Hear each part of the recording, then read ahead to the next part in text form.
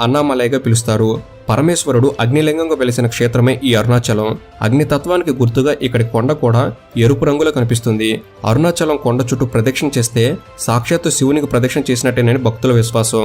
ఇక పురాణాల కథ ప్రకారంగా చూస్తే ఒకసారి పరమశివుడు బ్రహ్మ విష్ణువులను పరీక్షించడానికి ఒక పెద్ద అగ్నిస్తంభంగా మారి తన ఆది అంతం అనగా మొదలు చివర కనుక్కోమని వారికి చెప్పిన కథ గురించి మనం వింటూనే ఉంటాం. ఆ పరీక్ష అనేది ఈ క్షేత్రంలోనే జరిగిందని అంటారు. ఆ తర్వాత ఆ అగ్నిరూపం పర్వతంగా మారిందని అంటారు. అదే అన్నామలై. శివుడికి ఉన్న అనేక నామాల్లో అన్నాలనే పేరు కూడా ఒకటి. అన్నాలంటే అగ్ని, ప్రకాశం. అగ్నిలింగంగా వెలిసిన క్షేత్రమే ఈ అరుణాచలం.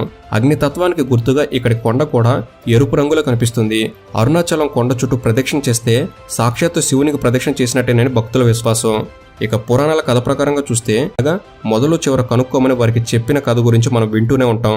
ఆ పరీక్ష అనేది ఈ క్షేత్రంలోనే జరిగిందని అంటారు. ఆ తర్వాత ఆ అగ్నిరూపం పర్వతంగా మారిందని అంటారు.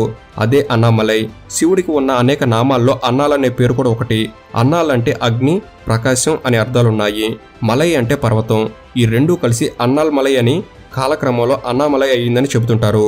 తిరు అంటే తెలుగులో శ్రీలాగా, తమిళంలో ఒక గౌరవ సూచకం.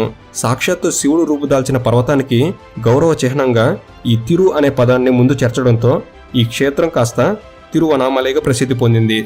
ఇక పురాణ కథ ప్రకారం శివస్వరూపంగా భావించే ఈ కొండని పూజించడం అందరి వల్ల కాదని, పర్వత పాదంలో అత్యస్వరూపంగా రూపుదాల్చమని దేవతలందరూ శివుణ్ణి వేడుకున్నారు. అప్పుడు శివుడు చిన్న లింగంగా మారి ఆ తర్వాత ఆ పర్వతంలో లీనమయ్యారు. అప్పుడు ఈ లింగం ఉన్న ప్రాంతంలో మంచి ఆలయాన్ని నిర్మించమని బ్రహ్మ, విష్ణువులు దేవశిల్పి మయుణ్ణి కోరారు.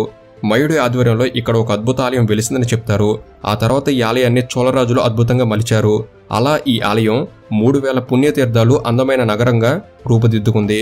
ఆ తర్వాత ఇప్పుడు ఎన్నో మార్పులు చెందిన ఈ గుడి ఆలయాన్ని భక్తులు నేడు దర్శించుకుంటున్నారు.